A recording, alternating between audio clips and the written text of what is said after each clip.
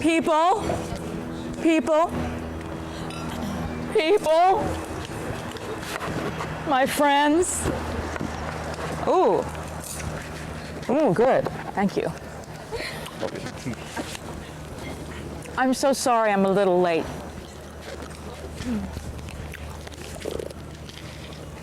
But my car was just towed for parking tickets, $600 worth of parking tickets. And I had this really nice outfit on. Hi, girls. Hi. And this beautiful wig. And I was getting into my car to come down to do the performance, and the police were surrounding my car. They said, you can't get in, the tow truck's coming. And I said, well, can you give me a ride at the performance? They said, not looking like that. So I stripped down because obviously that look wasn't working for me. I was running down here with the high heels and trying to hitch a ride down here from Bellevue. Some people would sort of slowly pull over and say, can you give me a ride? I don't think so. And they'd keep going. It's very sad. You need a new look. Oh. Huh? You need a new look. I need a new look. I need a new book. This is the book I found this week called You Can Survive the Bomb, which is what gave me the idea for this performance. You guys can't see anything back there. I can't see you. I can see you. We can see you. We can see you. I gotta stand up. Laurel, do you want a bar stool? What? You want a bar stool? Yeah, all right. I know I know I look a little bit, you know, not really prepared here, but it's the car.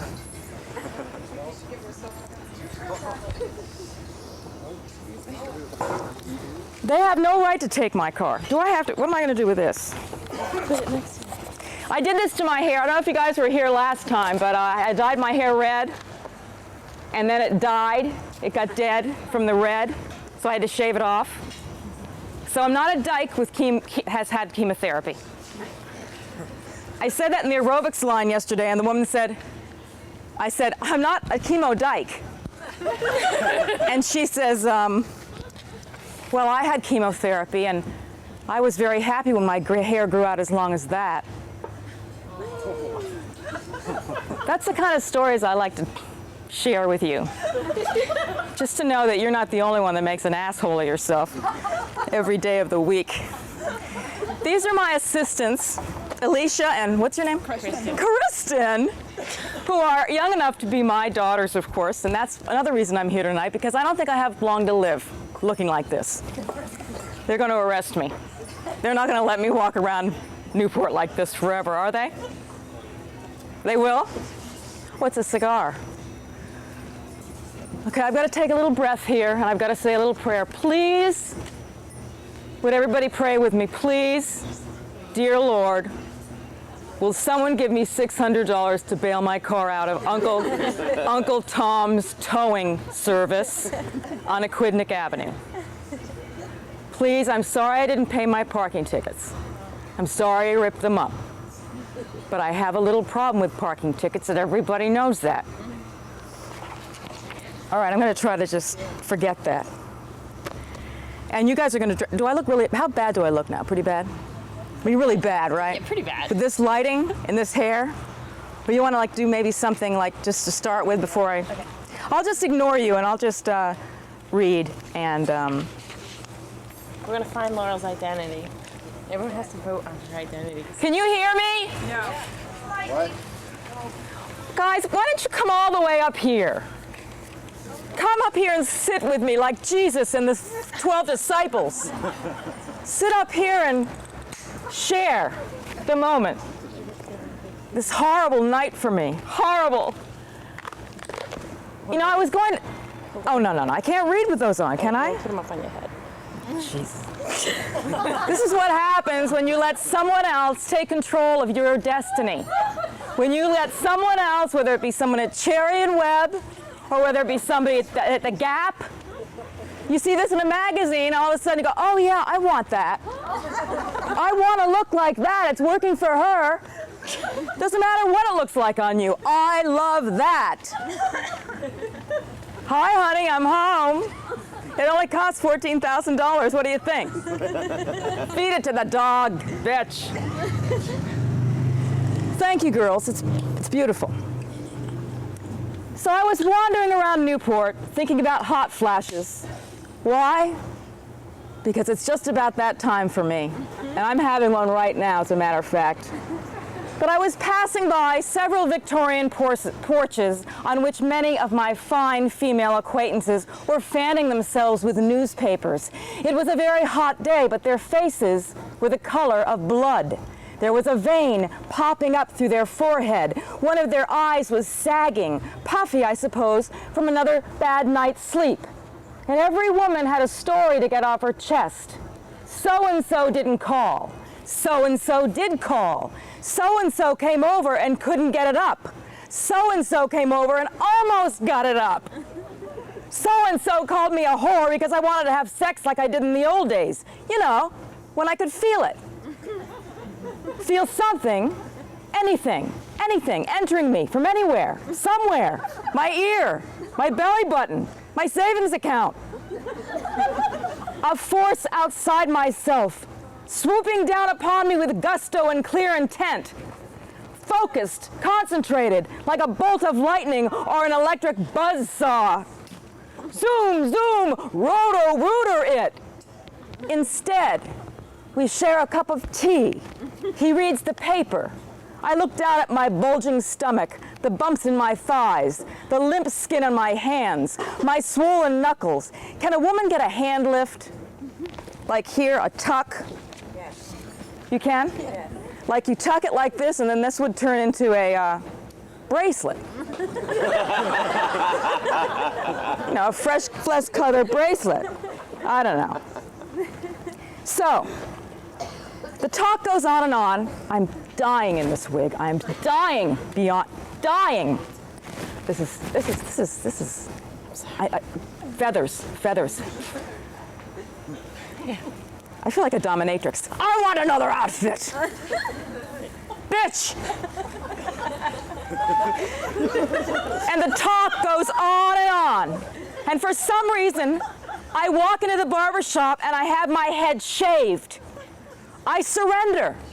Gravity is pulling at my jowls and my joints, pulling me down to my inevitable dusty grave. I surrender. I will not be a sex symbol a moment longer. And here I am. Here I am under the spotlight again, spilling out my guts for a percentage of the door, alienating my friends by inviting them to hear me perform in places with a $5 cover. Now that you're blocking my... Who's? It might pay your parking ticket. What might? The $5.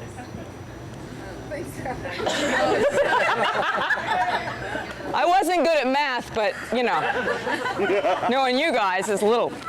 I have a reoccurring nightmare now.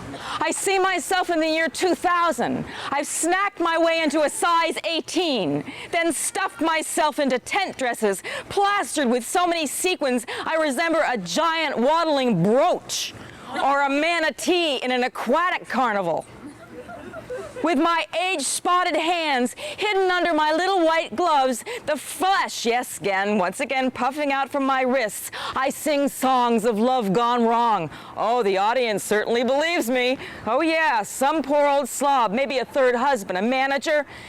It could be any man trying to make a cheap suit look passable with a silk tie. He's gonna whisper to the piano player, "Can she sing another song soon? We must get home. The cats scratch the furniture when we're away." I need to remarry as soon as possible. I don't want to be alone in my tent-like negligees. I also better find some reliable drugs. Start hoarding hallucinogens, right, girls? What else can I do? What else can I do as a failed nightclub singer except sit out here with the mosquitoes, with a bald head, no microphone, no pantyhose, with young sex goddesses, you know, gosh. Now this feels better. Now this feels pretty good. I don't know what it looks like. I don't care. It feels good. Looks damn good. Does it? Yeah. Oh. Man. Oh, wait. Let me cut you. Oh, Barbie. This is the cause of all my problems. And that's why when I see a Barbie doll, I like to abuse her. Where's the whip? Where's that whip? Whip. Whip it. Whip it good. Try to detect it. It's not too late to whip it. Whip it into shape. I hate you, Barbie. I hate you, Barbie. Barbie! Barbie! I hate you, Barbie! I hate you! If it weren't for you, I'd be happy. I wanted Ken.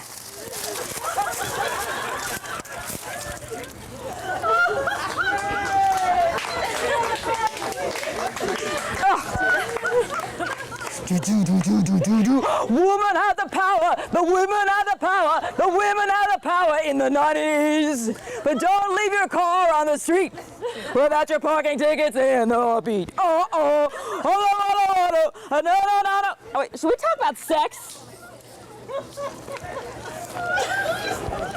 Everything begins and ends with a hot flash.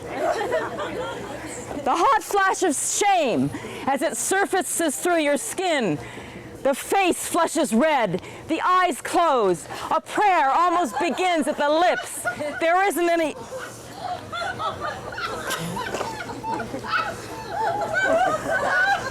I wish. I wish. All right. It's hard to be a writer. You know, writers are shy and they're home by their, all alone every day by their computer, drinking heavily. No friends, no feedback. That's why I come up here, because I get feedback. I get love. Love is everything. What's that song? L is for the way you look at me. O is for the only one I see. V is very, very extraordinary. E. All right. You're gonna keep going and going and going. All right, I don't want to read that. Oh, then you need to change half of it. This is depressing. Did I write this? Listen to this shit. Listen to this. This is like one of my depressions when I'm like, oh, I'm an artist and I had such a rough life. Oh, nobody understands me. A calm has settled in. Very foreign to my nature. I close my eyes off and on during the day. I sit quietly on the sofa. Glorious opportunities from the past come back to me. Glorious opportunities of youth, beauty, and talent that I could not take advantage of. People, places, and things that fell in my lap effortlessly, begging to serve me, to carry me up to a safe plateau away from my sadness. Over and over again, new places and people came to replace those I had abandoned, rejected, denied, offended. Over and over again, year after year, I found new ways to mess things up. I crawl back into my hole. I do not mourn my losses. I simply bleed until I am empty. I stand up and I begin again and again. My sadness interrupts each enterprise. It carries me down into the blackness. It covers each day with a thick gray fog, and I can't see my way, and no one can really see me. The years went by. Youth slips away. I busy myself with my family. I dance nakedly, madly above the blackness. My child surrounds the blackness with need. I float through years of caretaking. I play games with my life. I'm this, I'm that. I do this, I do that. Where am I? It's all the same, exactly the same. A dinner in New York City, a walk on the beach in the West Indies, making love to Bob, Max, Peter, Paul, and Mary. What's the difference? The clock says 9, the clock says 4, the sky's blue, the sky's gray, the weather's cold. Fat, thin, working, unemployed, married, separated, divorced, asleep, awake, student, teacher, patient, mother, all the labels, all of them. I could be any of those things if I weren't trapped under the blackness, the black tar floor beneath my plans. If only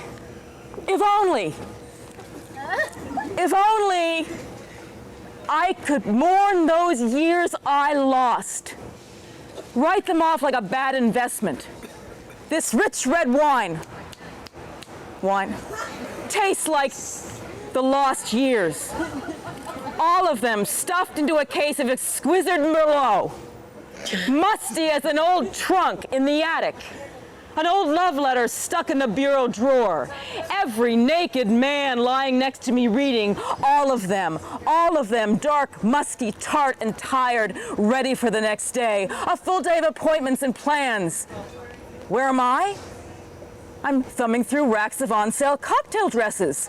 I am determined to fit into a size 4. I will not take 6 for an answer, just as Bill or Carl will not take no for an answer at the board meeting.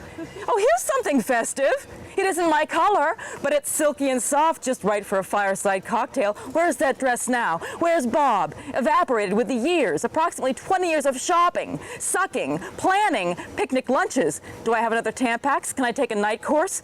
Again, you ask, what's wrong with my ass? Years ago, I had a vacation in Bermuda. I don't know how I got there. Somehow I caught crabs. I took them home to my law school live-in boyfriend. They bounced about the bed during his final exams. He was hairy all over. He had to cover himself with a thick medicinal glue from head to foot. He had to sleep that way for a week. He passed the exams and is now rich, and he lives in Hong Kong.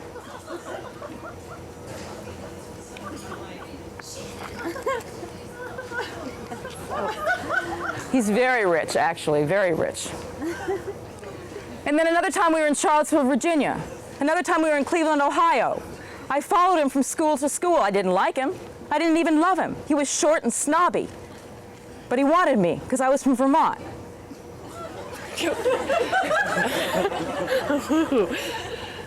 I've lost it. I've lost my mind. I'm not kidding. It's the parking thing. I've lost it. I was fine earlier. If you think this story has a beginning, a middle, and end, you're wrong. Oh, I like that one. You did? Yeah. I'm sorry. I just can't go on without some water. We have water. We got water.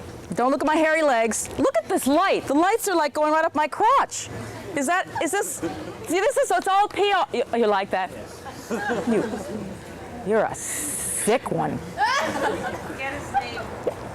I'm sweating like a pig. This is my big night in Newport.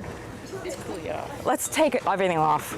And the lights are shining. It's probably a really distorted way so that my Dr. Spock ears are pointing out. Do you like those? Can you move yours like that? You're not moving yours. I'm not? When you do that. Oh. Give you new No.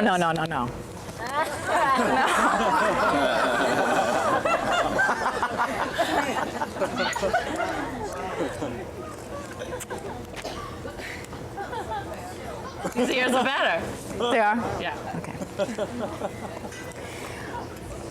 The first sign of a nuclear explosion, in case you don't know, it has a flash effect that gives off heat and light, and without any warning at all, you need to take cover to avoid flash burns.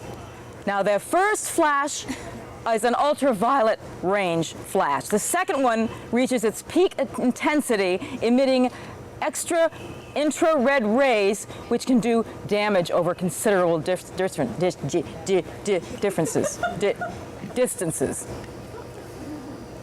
What does this mean to you? I don't know, but let's continue. What do you do when you see a hot flash? You duck into a sewer, a doorway, a ditch, anything. You've got it that will throw a shadow.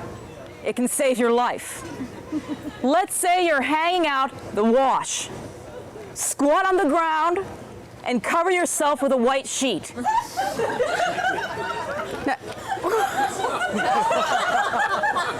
No, you guys are like, could you carry that book? Let me show. You guys are laughing at me, but this is all verbatim from the book, You Can Survive the Bomb. 1961. You got to get your copy because from what I hear, you read about the Germans, what's going on over there now? Their unemployment rate in Germany is the lowest since 1932. Need I say more? Now remember, light colors reflect heat, so white houses will stand where dark houses burn. So tomorrow I want you all to get up and paint your house white.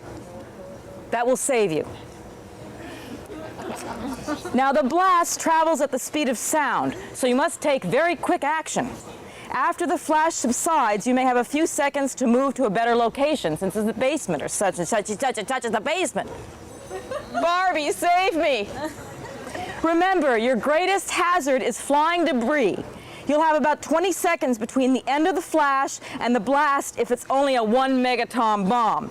If it's a 5 megaton bomb, there's not going to be any time between the flash and the blast. I'm sorry. But I haven't changed a word from the book. Let's say you have a well-stocked outside shelter. You've heard the warning alarm. You and your family step into the shelter and close down the airtight valves. Now you wait. Panic starts to well up inside you when an earthquake hits the shelter so hard that one side buckles a little and the concrete floor cracks. The heat is stifling. The children cry out in terror. For hours afterwards, the heat seems intolerable. It gradually subsides. You've survived. Several days later, when your dosimeter shows the radiation has decayed sufficiently, you leave the shelter for a few minutes and take a look. Your house is gone. Everything is smashed for a mile or so. You go back to live in the shelter for another week. In order to cope with the natural depression that might set in, there should be reading, games, anything to keep from dwelling too much on the self. As the shock wears off, you begin to wonder about the future. Eventually, you and your family are taken to an unaffected area. You are told that a 5 megaton bomb landed more than 2 miles off target, 1 3/4 miles from your shelter. And you can recall hearing a speaker once declare with great authority that there is no protection from an atom bomb. You can now afford to laugh. I didn't write it. When I described my symptoms to my doctor, he said, "Oh, that's your bladder caving into your vaginal canal." As you get older, toward menopause, you're too young for this now, he says, but your vagina atrophies. Your pelvic floor collapses. He pressed his hands together to indicate a trap door, and then he let one hand fall down, like this. Why, I said. Gravity, childbirth, celibacy. Wait a minute. What do you mean celibacy? Well, he continues, there have been studies done to show that sexual intercourse stimulates the vaginal walls and helps the body produce youthful hormones. You mean sex period, or does it have to be sex with a human being? Or like a man? Yes, it is the aroma of the male sweat, which apparently stimulates the reactivation of the female hormones, estrogen and progesterone. That's the funniest thing you said all night. Are you gay? No, but I don't like sweaty men. Oh, God. Who likes sweaty men? Anybody? Yeah, you dirty liar. We'll talk about that later. Well, what if I was gay, I asked him. I'm not. I wish I was sometimes, but that doesn't seem to be fair for the lesbians. Who said life was fair? Asked the doctor as he studied my crotch. He didn't ask the question rhetorically, but with sincere yearning, as though he were speaking to an oracle. I stared down at the white sheets from which he spoke. I could see the outline of his head between my legs. He looked like a shadow puppet. He said I was fine. He could find nothing wrong with me except that I was almost 45. From now on, I'm going to call my cradle of civilization gravity's rainbow, and I'm going to stand on my head every day. Is that what they meant in the Bible as the fall of Eve? What about Adam? Did his genitals drop? They've already dropped, years ago in the womb, when his ovaries turned into testicles. It's all hanging out. It's supposed to hang out for him, and I'm envious. If only I could fondle my ovaries. If I could study the curve of my uterine canal and scratch it when it itches. But no. No, it must be scratched by someone else.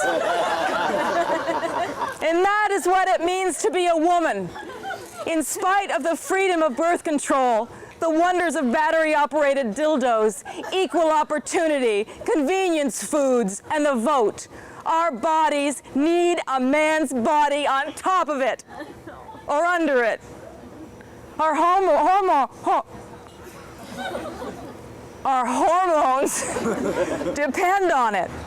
The entire half of our body is going to dry up like a raisin unless we make some concessions. Are there any preventive measures for those of us who often go without? Must we compromise ourselves with the apes who frequent the Newport Blues Cafe? The graying men in shorts and loafers at the candy store? Somebody's husband? Are we doomed if we don't get any? That explains the popularity among women to try to look attractive. Now I get it. I never thought about that before. I didn't want to be attractive, I didn't think anymore. That's why I cut my hair. I wanted to be something else besides attractive, maybe rich. But it looks to me and you and the plastic surgeons that attractive and rich go together. I read a book on seduction. 3 rules. Love yourself, love men, love sex. That's it.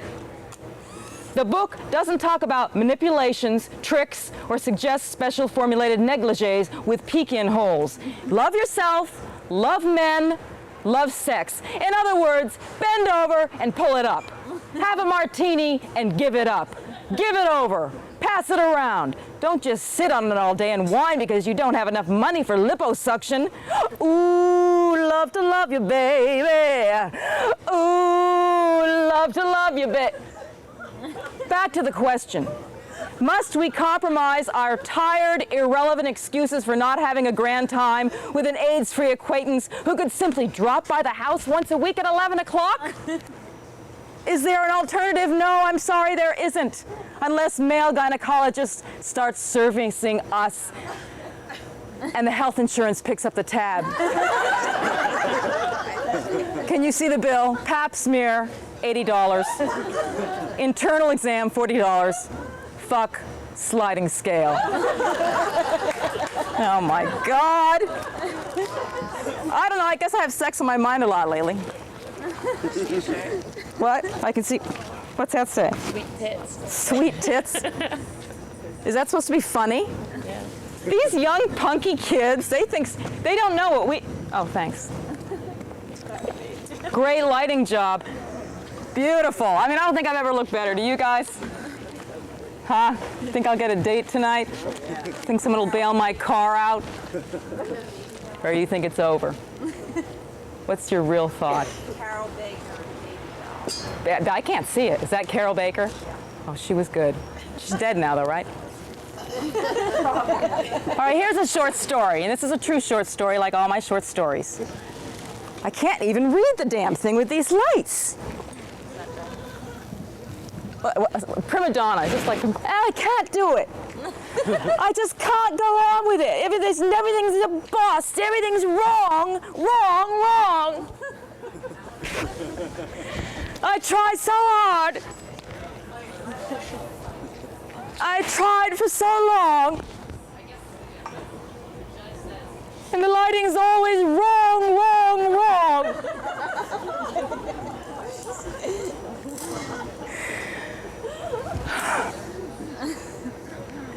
This is called No Fun with Dick and Jane. Your impotence is for me a gift from God, Jane admitted to Dick as he ate the last of the Dorito chips. It had taken Jane quite a while to conclude that Dick was not concerned about his performance whatsoever. Worse yet, he took no responsibility for it. When Jane tried to encourage a romantic interlude by waddling about in black stiletto heels, Dick would stare at her as though she were a multiple-choice question on a physics exam. It's out of my control, Jane, Dick would say sharply. For God's sake, you know that. You could put a gun to my head, it wouldn't do any good. Don't tempt me, hissed Jane through her teeth. After a few months, it became apparent that Dick's problem might be more than temporary. Jane had read stories in women's magazines about men who, around the age of 45, crave motorcycles and pizza in lieu of sex. Although she felt compassion for her balding, chubby counterpart, she related more to the movie character Mrs. Robinson. In fact, finally, after all these years, she understood why Mrs. Robinson would find Dustin Hoffman attractive. What she could not accept was the sadistic pleasure Dick seemed to derive from his incapacity. Jane knew that Dick was privy to the fact that she was a woman in the absolute of her sexual prime, with an aching in her groin that could no longer be satisfied with sporadic injections in dark, airless hotel rooms during weekend getaways. Unfortunately for Jane, Dick was, in her opinion, a very attractive man. She had always had a weakness for obstinacy. Sullen, heavy-lidded, I am like dripping with sweat. Can I be hosed down? I need to be hosed down. Take that. I have that. I need help. Now I have the wet, do I win the wet t-shirt contest now? Feels so good. Oh man, that was good. I hope I don't get electrocuted. Performance artist found dead. I hope that wasn't too weird for you. It was a little weird, wasn't it? You always wonder how weird you can get, and before people start backing away. And maybe we shouldn't talk about men not being able to get it up, because I sense a little silence on this side of the room. I mean, I can feel, I feel the audience. Like, the girls over here, like, and there's a few men over here that are sort of like, bending over and itching something. Keep itching. Unfortunately for Jane, Dick was, in her opinion, a very attractive man. Sullen, heavy-lidded, with hair on his back, Dick just smelled right. He wore his khakis oversized with no underwear. They drooped in such a way as to accentuate his adequate, though sleeping, member. It drove Jane close to crazy, just like his ape imitation. Whenever Jane bent forward in front of him, for instance, to sweep Doritos off the kitchen floor, Dick would grab her waist and frantically pump the air behind her with his hip bones as he made jungle noises. Do your boyfriends do that? No? I guess it's just me.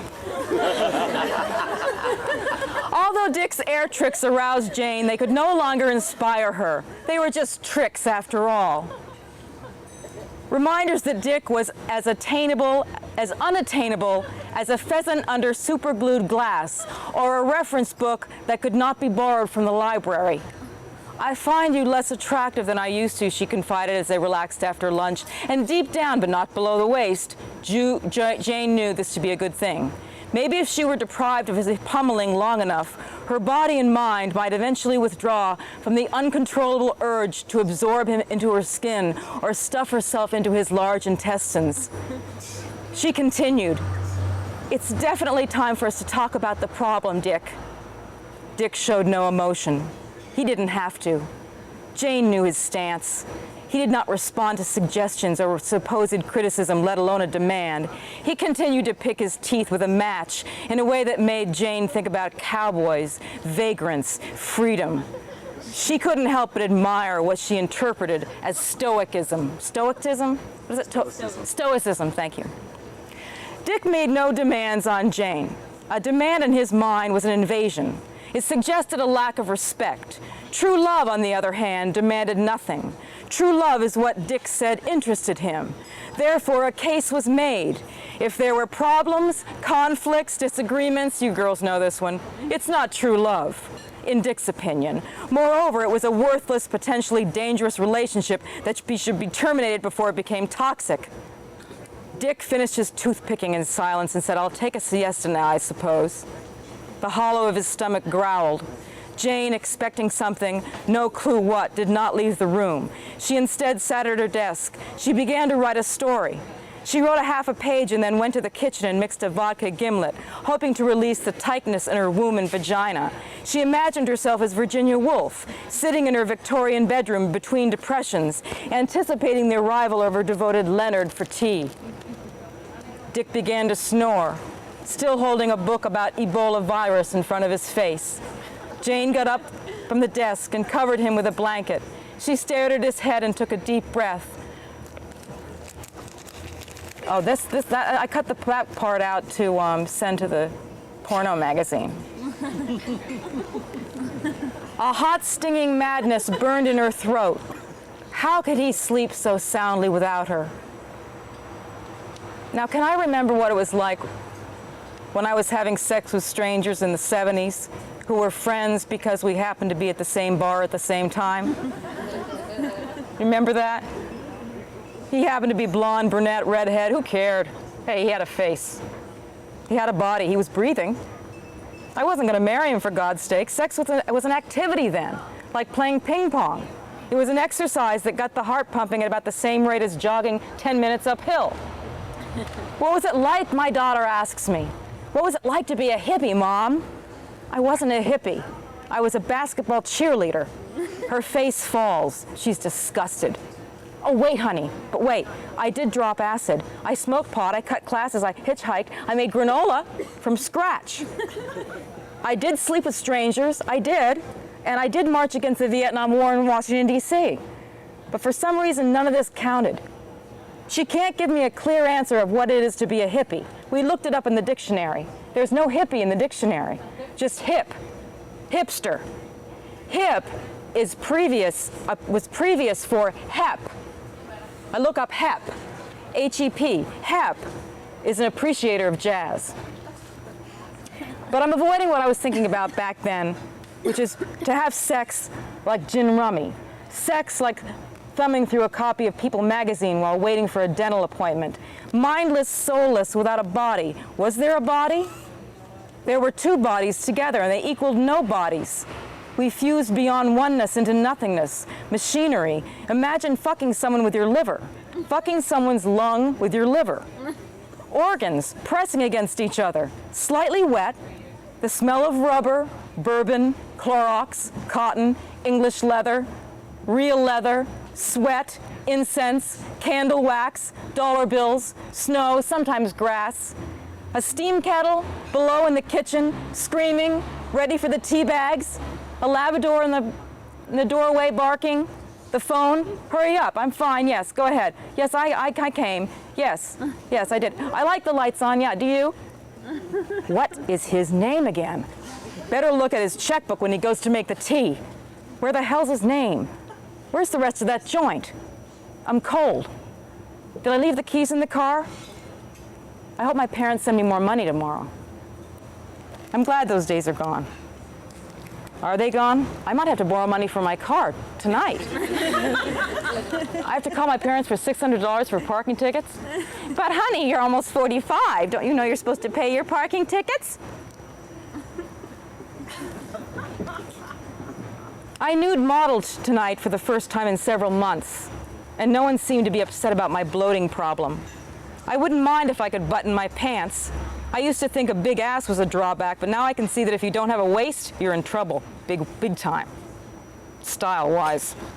No matter how skinny the rest of your body is, if you have a big waist, you're forced to walk around like a slob with your shirt untucked, as though you want it to be untucked, you know, and look casual, but really, your gut is like busting over your waistband, and all you want to do is have an ice cream cone. You can't get ice cream out of your mind. You're obsessed with ice cream because your stomach's bloated, so what the hell? If I'm gonna look like a spark plug, I'm gonna enjoy myself a little bit with some dairy products, some ice cream, blue cheese, milkshakes. Velveeta by the spoonful. It doesn't seem to matter, really, does it? I don't really believe that there's a real correlation between diet and exercise and stomach measurements. Fear. Fear of a bloating problem will cause the body to slow down its metabolism until you can survive on half a sardine a day. Easy. Or 2 sardines and you can pump iron. We can't get a tan anymore or eat hot dogs or have sex or fly TWA or drink martinis. We can't get fat, we can't not get fat, we can't have a facelift, we can't not have a facelift, whatever you do, you're fucked, whatever you do. That's what I call post-modernist hell. The truth is that you're damned if you do and you're damned if you don't. Either way, you are doing what we do not want to do, and you have to give something up, kids. A choice means not that you gain something. No, you lose something. You did not choose that. But you see, because we are Americans and we are living in the 90s, we want everything and we want it right now. And we want to look pretty. Could I have a paper bag to put over my head?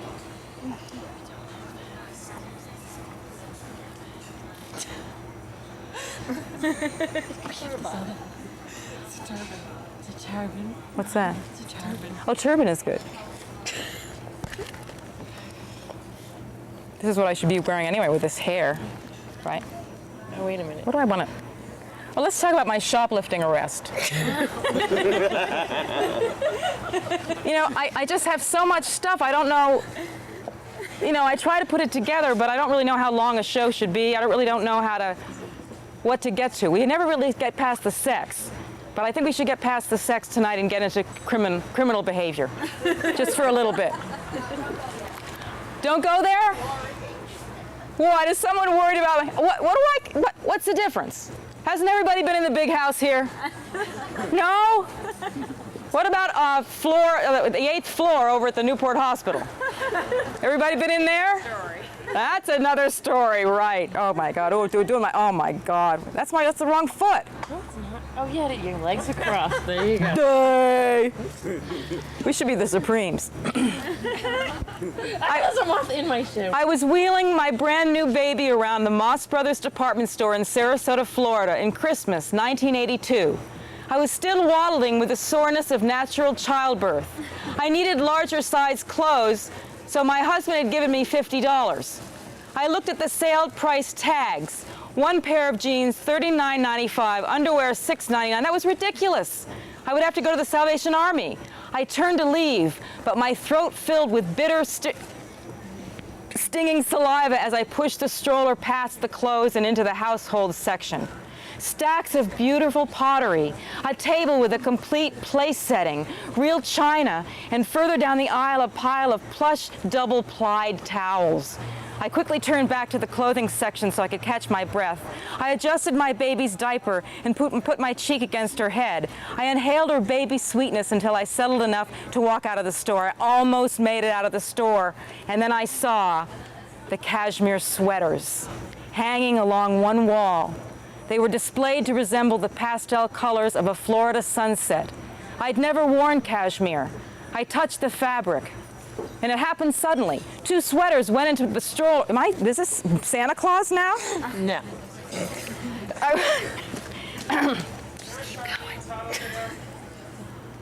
I'd never worn cashmere, and it looks like I'm not going to wear it tonight. I touched the fabric. It happened so suddenly. 2 sweaters went in the stroller, tucked underneath the baby. Another went in the diaper bag, along with a cashmere legging. I wrapped my baby in a cashmere scarf. My new little baby, drafted in crime without her consent, an innocent accomplice. I felt sick with guilt. I was a new mother, my baby barely 2 weeks old. Was this postpartum depression? How could I put myself at risk like this now that I had a reason to live? I tried on one of the sweaters at home. It was so soft and soothing. It seemed to heal my stitches. The color came back into my face. I held my baby against me, against the cashmere. So this was how people were supposed to feel. This was why I saw other people smiling a lot, so comfortable with their bodies. I went back in the store. The carols were playing. Apples and spice filled the air. The salespeople were wearing Santa hats. People were humming with the music, heaping their carts full of flannel, silk, perfumes, and leather. I saw the perfume counter. The Santa Claus sales lady was distracted with a paying customer. I stuffed 2 of the prettiest bottles into my coat. I spotted a delicate feminine corset, one the color of my baby's eyes. I chose 2 carefully and put them under my jacket. As the speaker played "Come All Ye Faithful," A gruff-looking man with a heavy set of keys rattling on his belt buckle grabbed my arm and led me into the detective's office. As though chanting through an inventory list, two young women described the contents of my coat, each item separately. Chanel number 5, 2 ounces, $59.95. Obsession, 1 ounce, $42.95. 2 corsets, 1 blue. What is this? Is this sort of a blue one, Bob? Or is this like a yellow? That's a gold, you'd sort of call it. Bill, would you say this was a gold or a honey or what? The police told me, the police took me to I feel like I'm a Fellini film. I really feel, this is, Like Dolly. the police took me to a holding cell at the jail. I should be putting on a straitjacket at this point. We were getting great fun. We couldn't find. 2 hours later, after my husband came and bailed me out, you got lighting? I was home, rocking my baby next to the fire. But as I kissed her forehead, the inside of my body was white, the blood frozen behind my eyes. A tight belt strap of pain pulled across my chest. I felt a deep shame, that's certain, but no less present was a feeling of regret. Regret that they had taken away my cashmere and my perfumes and the 2 beautiful silk corsets of blue and gold. So I have to go to court. We're not done. Are you upstaging me? I'm trying not to. I really am. I think I need a director. Don't you guys think I need like a director? Something? Someday? Manager, director, psychiatrist, something? You're being very good sports about this whole thing. I can't. Okay. So are you. Reading Alice Walker, I go to court. I have to go to court for the shoplifting arrest. Reading Alice Walker begins to depress me more than she usually does. She's black and an abused woman and still manages to stay out of jail. I'm white. I feel guilty about it. I begin to stare at one of the 3 enormous globe lights hanging above me at the New London Superior Courtroom, waiting for the judge to call my name. The lights are dusty white planets, overbearing, like the aquavelva scent emanating from the navy blue authority figures, some with guns, some with badges, and shiny brass military accessories, briefcases, cruise cuts, all the dull, but considerate eyes, except the judge. He enters and climbs to his throne. His eyes are tearing with empathy and exhaustion. He seems tired of dealing with the petty blue-collar criminal behavior committed by people who have been unemployed or drunk for so long they can't remember their arrest, their constitutional rights, or what country they live in. The week's papers have been full of Wall Street mafia and big business practices that were not only illegal, but defied rationality with their gross disregard of basic human efforts. The white-collar criminals certainly, in most cases, would be given reprimands and maybe a few months of tennis in minimum security. I can tell immediately that this judge, who looks like a sea captain, has been reading the papers and staying awake nights thinking about his life. This morning, his haggard Santa Claus face reveals his insomnia. He would like it all to disappear. Us, this room, the constitutional amendment, the guns, the handcuffs, the bars at the window, also the recession, inadequate school systems, racism, discrimination, broken hearts. After he arrives, the room brightens with sudden intelligence. The globe lights now seem appropriate in their orbit. The courtroom is now a sacred place, another planet, with its own 3 moons looming above. I feel secure. Maybe I'll just get off with a small fine. The courtroom is cool and comfortable. Although overpacked with humanity of all colors and sizes, most are black kids that look no more than 10 years old. They have attended to their appearance. Their funky haircuts combed off their handsome foreheads. White shirts with ties askew. There's no mistaking poverty, even when it's cleaned and pressed. The women are white, middle-aged, and overweight. Oh, God.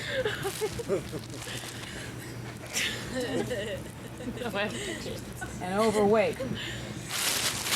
If my cellulite shows, you're dead. I'm not kidding. You cover that cellulite up with that plastic. I have to live in this town.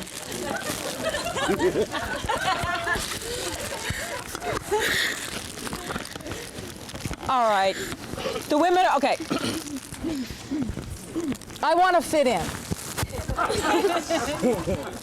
I'm wearing a pink turtleneck over my bloated gut. There are stains on my pants and my face is a mass of pimples.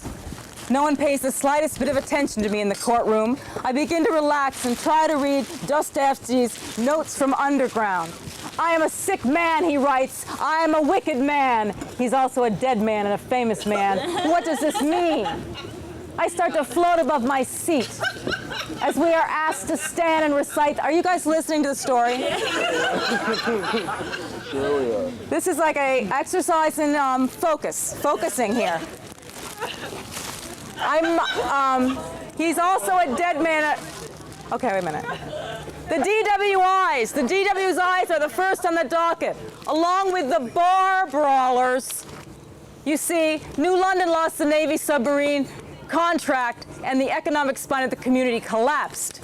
Since then, it's no surprise that there have been lots of shoplifting arrests. The judge is thumbing through a 2-foot stack of arrest folders, looking at us with sadness and defeat. He seems to begin to recognize all 200 of us personally. He begins by explaining that he'd like our cooperation so that we can get through everybody's case before noon. Is he serious? He is. Dozens of young, handsome black men and pink-bloused white women and disheveled, unemployed, half-sober white men are called one by one, but quickly, as though they were doing a square dance, back and forth, back and forth. Thank you. You're welcome. All proceeding smoothly with the same dialogue repeated ad nauseum. Do you have your court fee? No, Your Honor, I need an extension. Are you doing community service? Yes, Your Honor. Have you been looking for work? Yes, Your Honor. No luck? No, Your Honor. The judge stamps his gavel. I'll give you another extension of 30 days in which time you will continue with community service and employment search. Everyone knows that the employment search is a joke, the judge especially, and the last thing these poor people needed was the hassle of continuing court dates for minor infractions like beating up a bartender or smoking pot. I was no longer angry with Alice Walker. I felt sorry for her, and though she had connected spiritually with every man, and if she hadn't been in this courtroom watching this judge smile down like Jesus upon unfortunate victims of circumstance, economics, or insanity, using his power for one reason only, and that's to get this thing over with and let everybody go home if they had one. I was up and back in my seat in 2 minutes. I was proud to be a part of this sacred ritual of forgiveness. The judge had looked into my eyes with interest and asked me the same questions as the others. I was given an extension. I felt as though I had been knighted, not punished. We were all Robin Hoods in a way, stealing from the rich and giving to ourselves. Strangely, we were respected by the court, and we were respected by each other. No one here had pushed their 2 children into a lake or cut a penis off or raped or pillaged. No one had sold $3 billion worth of heroin to kids in Harlem. No one had started an international war. The others arrested for shoplifting, mostly teenagers, were also treated lightly, respectfully, and allowed extensions. They did not seem guilty or ashamed, and the judge covertly suggested that they should, he didn't suggest they should. He smiled at them with understanding. They shrugged and backed away, already making plans for the afternoon. It was a beautiful sight. I looked forward to next month when I could come back again. The blue shirts, the black robe, the pink blouses, the torn parkas, the black, yellow, white, beige faces with tired, heavy-lidded, blue, black, green eyes, and brains dulled by years of hypocrisy, oppression, and bad television programming. All of us were in this mess together, but at least, in this instance, under God, with liberty and justice for all. No. Thank you. That didn't cover the legs. No, God, not the legs!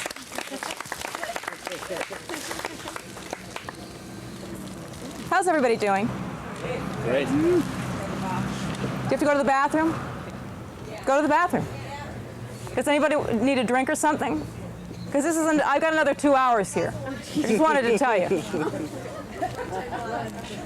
We got another couple hours here. And I don't have any, no, we really don't. See, bye guys. See ya. That's how we get rid of the lightweights. No, I just got a couple more stories here, but I mean, do I have to, is this it? Oh, yeah, you're done. Is this my look? I think that's the look for you. Everyone else saw the back of it. You didn't see the back of it. Do you guys think this is the look? That's your look. There you go. Thank you, girls. So this is what happens, everybody, when you allow someone else to make decisions for you. This is an example of that. Okay? And remember that in our culture, advertisers are making our decisions for us. You see something, they package it. They're packaging water now. I want that water. That's the best water ever because be very, very careful because that's the kind of thing that creates the mass hysteria that led to genocide and other unfortunate human foibles. Think for yourself. That's what I'm doing. I need to look this way to you. No, I don't think. I've had enough. I've really had enough. Have you had enough? Or do you want to hear about AA, me being abused as a child, what I feel about fidelity? Yeah. Fidelity? No, we want more options. Oh, I'm sorry. I'm gonna go sit over here again. You've been good. You've been good, girl. They want to hear about fidelity. Fidelity? Where's the fidelity? We don't know. Oh. What turns me on at this point? Fidelity. A propensity towards fidelity. Monogamy. A natural leaning towards monogamy. An inclination, a preference for one woman, not at the expense of others, but despite others, having no interest in other women, not getting in the least bit turned on by any other woman, available or no, okay? Not having an interest in additional sexual experiences with various options with members of the female sex. Completely disinterested in any other woman except myself. Whatever the circumstances, as they present themselves, here and there. A lack of fantasy about sexual variety. In fact, a reluctance to, an innate terror of, fantasy which encompasses any part of another woman's body other than my own. A total disgust at the thought of touching a woman's body that is not attached to my brain. What turns me on? A man who doesn't weigh his options, his opportunities. A man who does not take his social, sexual, financial temperature every morning in order to decipher what he should do with his wing-wang. A man who feels inherently sexual without inserting himself in what he must think is a blonde battery charger, an entrance to a private club, a posh meadow behind the castle he will never own. I must have definitely had a cocktail when I did this. 8 o'clock in the morning for this one. You see these guys every day. Let's call him Bob. He was an actor, he says, but now he sells real estate in Newport, rental properties. He was handsome before he knew it. Now he dyes his receding hairline and wears the widest veil of corduroy in order to look intellectually standard. He says to women on the street, "You're very beautiful, you know. Let's talk sometime about our old days in the theater." A few months later, he will be seen standing next to a rover with a baby in his arms and a plump tart of a wife, adjusting his real estate clothing, kissing passionately, God knows, saying goodbye, knowing somewhere she knows underneath her girdle that he wants out. But he doesn't want, he doesn't want out. He wants in. Ha! Who said that? You win the prize. Give that woman a beer. You got wine, thank you. You got wine? It's like a glass. I do need a glass of wine, actually. I became an alcoholic this week.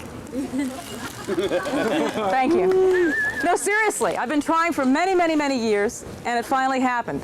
I had my first blackout 3 days ago.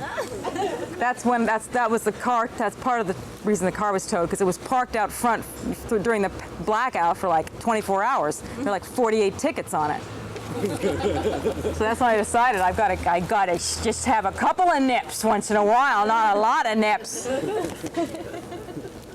I think it's really important that we all embrace our addictions and share them, don't you?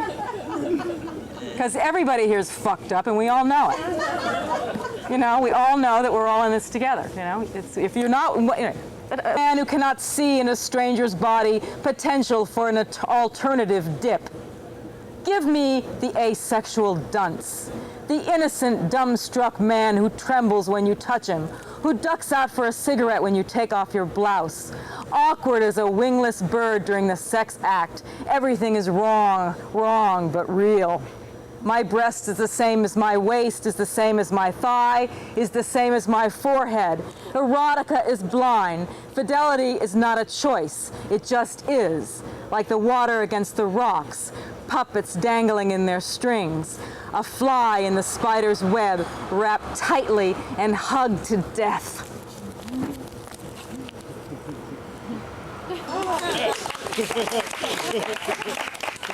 That didn't sound like an ending? Okay, AA story. What?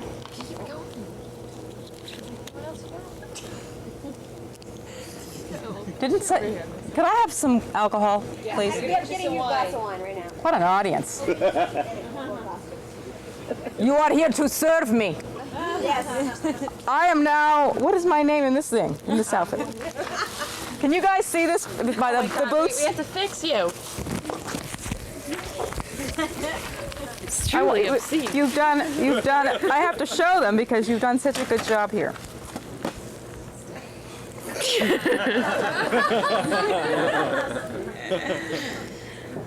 To dream the impossible dream, to fight the unbeatable foe, to bear with unbearable sorrow, to go where the brave dare not go.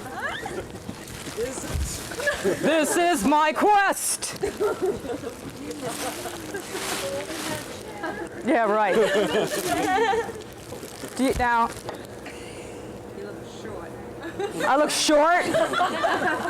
It's the boots, right? Well, That's your Superwoman outfit. the Superwoman, that's it, Superwoman. I feel like I'm wearing a stretched condom. I feel like a penis. Is this a penis outfit? Is this a penis in a condom? Is this some kind of a joke for you guys? There's so many stinking slugs.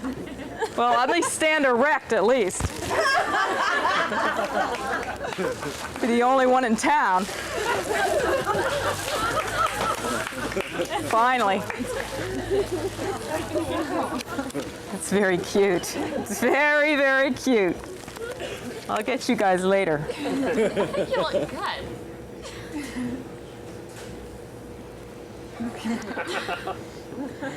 Apparently,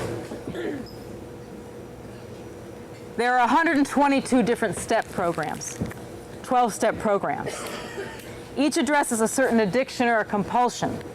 Too many? Well, think again. Addictions are as uniquely individual as fingerprints. You can talk yourself into believing that you belong in a certain group, and it's probably a good idea. Who wants to float through the universe alone? But the trade-off for companionship Companionship, I think, is a stilted recovery. Buddha and Christ didn't join a group. They wandered off into the forest and the desert alone. The answer to pain lies behind the curtain of solitude. Solitude is pain's back door. That's why I will go to any length to avoid it. And it's a simple thing to avoid. You just open your eyes in the morning and you reabsorb your immediate surroundings. You remember yesterday, and you pull it over today, and you bring it into tomorrow. You build a bridge of to-do lists. You walk over the bridge, over today, over tomorrow, and the next day, and the next, until there's no day left, there's no bed to cry in, nothing except the 12 steps and the promise of peace, free coffee, easy fuck targets. It's nothing to be ashamed of. This is not the Wild West. This is shedding. I've got fur in my mouth. There you go. Thank you, so sweet.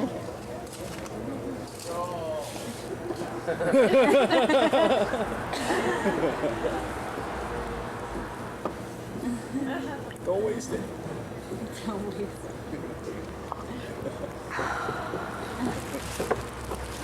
That's not funny, I know. Sue Ellen on Dallas. I don't watch Dallas. This is not the Wild West. We are not pioneers forging through the unknown without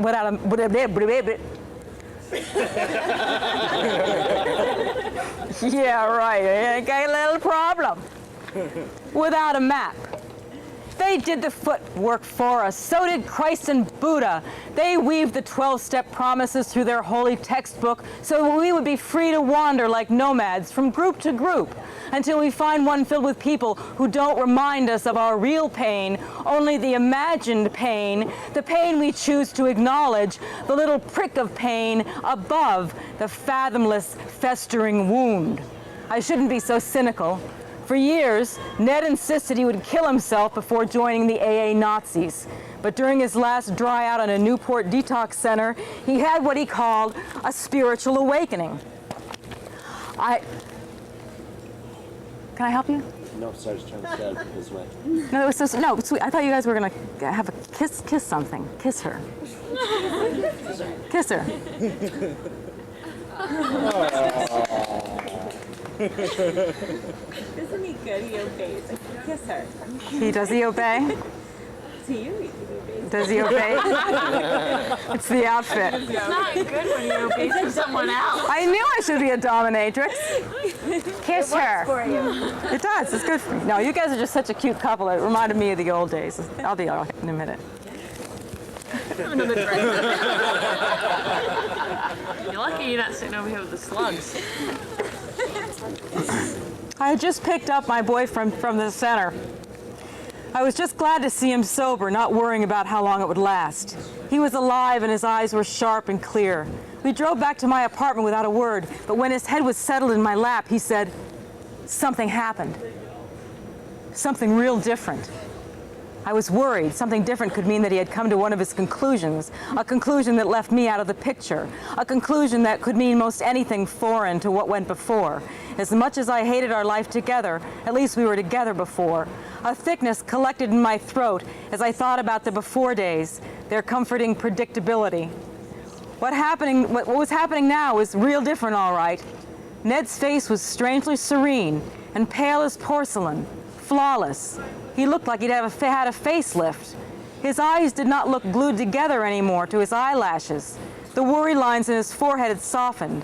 He had a small smile on his face like Mona Lisa or a lunatic or an idiot savant, someone brain damaged during the war.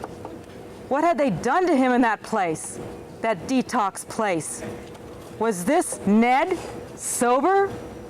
I put his hand on my breast in an attempt to restart whatever seemed to have stopped, and he didn't notice. He was thinking. "Ned, are you hungry? Would you like..." I was sitting in my room, he said, on the 5th day of detox. I hadn't had a cigarette in 24 hours. I just wanted to get the hell out so I could have a beer. All I could think about was a beer. I stroked his head. I said, "It's all right. You're out now. You're with me." He unwrapped himself from me. He stood up, tall, wide, with his arms on his belly hanging over his beltless jeans. I just wanted to get the hell out, and then shit! A bright red flash. came out of nowhere, and it sliced through my forehead. Foof! Wham! Fippo! What the hell? He sat down and took my hand. I knew then I could never drink again. I just knew it.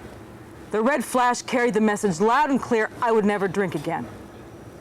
I was hearing what I had hoped for, nagged for. Here it was, my dream come true. And I was bored, tired, annoyed, headachy. I pretended to believe him. I laid my head on his lap and listened to his lengthy description of the red flash, the red light that he said glowed in his head. That night we went to a meeting together. Oh, I get it, he says. Oh, Buddhism, spirituality. Okay, I know this shit. I know this. He started going twice a day, and so did I. I wanted to be an alcoholic, too.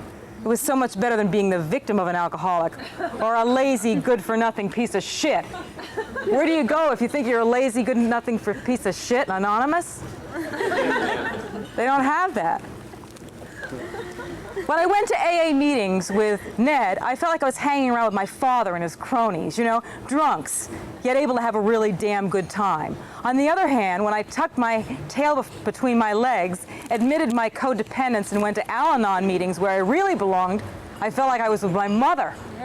Angry, guilty, resentful, bitter, clutching for control, suspicious, victimized, responsible. Clearly, if I had a choice, I wanted to follow in my father's footsteps.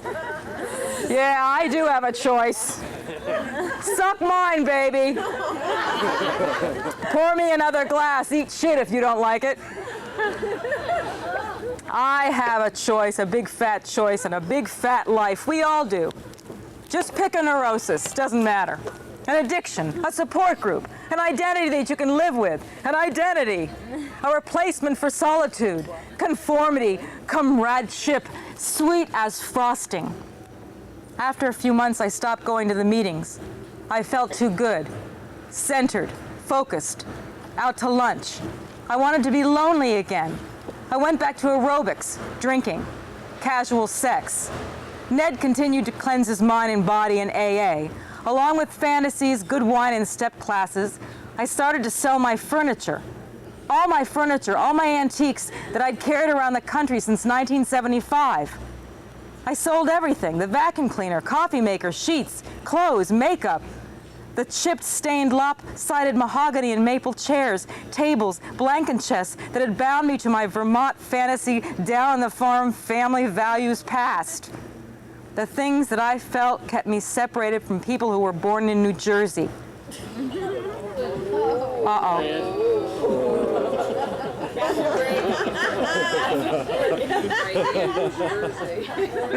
Would you step up here, please? Come on up.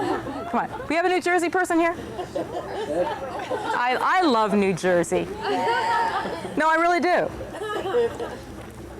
I do love New Jersey. I know there's no taxes in New Jersey, right? On clothing? Would this be taxed in New Jersey? There isn't? Well, I wouldn't know because I go to the Salvation Army for my clothing. Yeah, I go. This is insanity. You guys know that this is from the store. These guys are from. Did you know this? Insanity, the store. Yeah. So for the next Gatsby Ball, girls, this is for you. I'm like great at the Gatsby Ball. This would be great. You guys are great. I'm not making fun. Where is Insanity? It's right here on Broadway, like down a couple of blocks. So stop in there tonight. This is for sale. This is for sale. You come with me? No, Who said that? This is So sweet. Laura, wait till you see the back. Yeah, if you got $600 for my parking tickets. I'm not kidding you. I'm yours for 20 minutes. What do I do with the extra 15? The extra 15, oh, very funny. Isn't that the sweetest thing? All right, New Jersey. A bad New Jersey joke. Take out the New Jersey joke. Huh? I'm trying to figure all this out with a low IQ. I have another drink to help you out. I try to accept the whole thing as gospel when all you're really sure of is that you've got a chicken in the freezer, the rent is paid for a month, 1/3 of the people on the planet are starving at this very moment, and you're worried about your creativity or an orgasm that someone owes you? Can you actually live with that? Can you actually take yourself seriously? I can't. I can't. But I'm going to wait for a red flash, because you never know.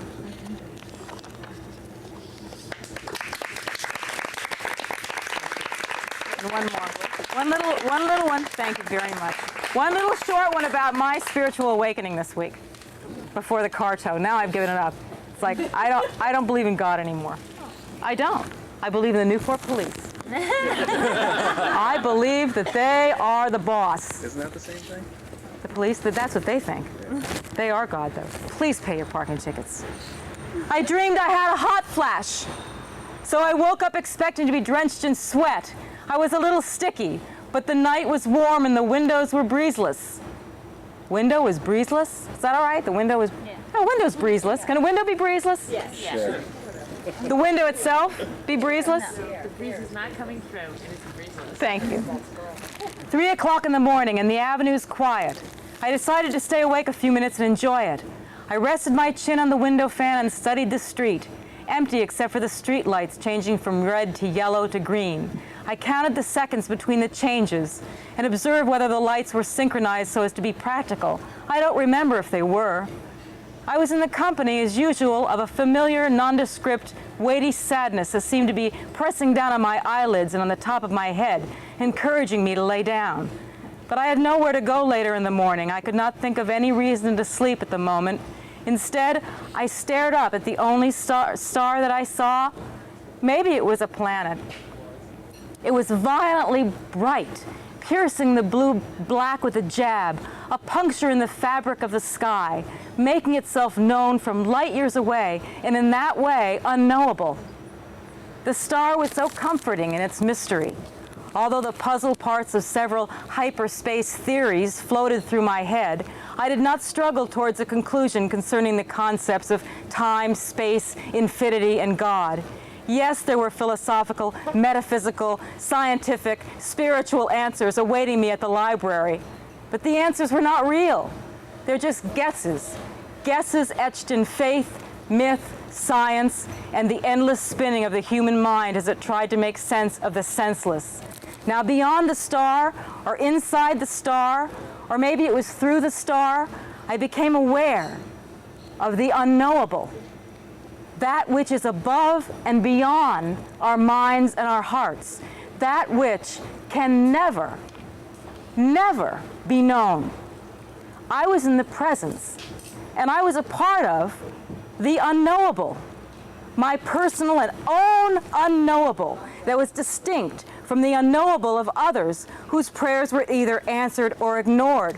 That was not my concern all of a sudden at the moment. This connection had to do with me and the unknowable that had just revealed itself to me. All else was insignificant. All others were insignificant, yet I didn't feel selfish.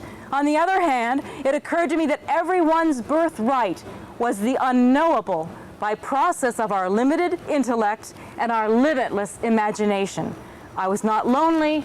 I was not sad. I was not guilty or angry about the billions of people who had preached and pleaded for their lives since the beginning of time.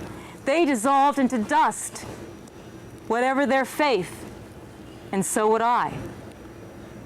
The fairness of it, the unknowable fairness of every soul, eventually taking leave of Mother Earth. And who was to say it's better to die older, richer, happier, or younger, poorer, and in misery? Who was to say that it's better to live in the first place? I stared into that sky, into the star, through the star, beyond the star, and I knew I would never have the answers. And why should I pretend to have an unswerving faith when faith was, in the face of this unknowing, a fear-based emotion, a rationalization, a mental stance to dissuade the devil? I did not know. I do not know. I will not know. No one else knows. Oh, the delicious equality of unknowingness. My personal, intimately unknown unknowingness. It wrapped itself around me, and I let it. Let it wrap around you. Good night. Thank you to Insanity. Insanity, you're the best. Thanks, everyone.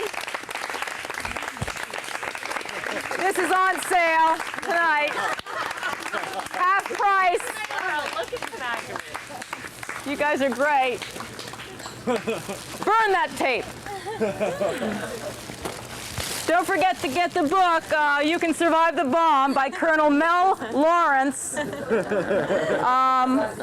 It's a manual of survival for every American citizen.